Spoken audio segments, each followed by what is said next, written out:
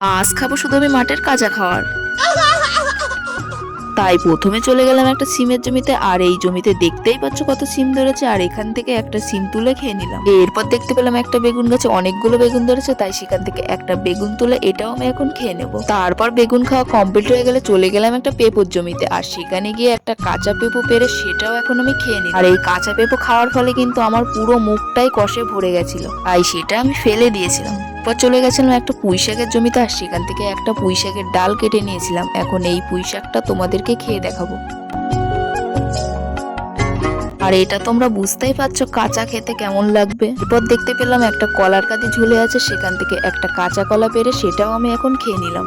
এই জিনিসটার নাম কি আমি জানি না, তোমরা কে কে জানো অবশ্যই কমেন্ট করে জানাবে। এটাও আমি এখন খেয়ে নিলাম, আর সব থেকে এটার স্বাদই আমার কাছে ভালো লেগেছে। আর সবার শেষে একটা জমি থেকে কটা লঙ্কা তুলে খেয়ে আমার অবস্থা।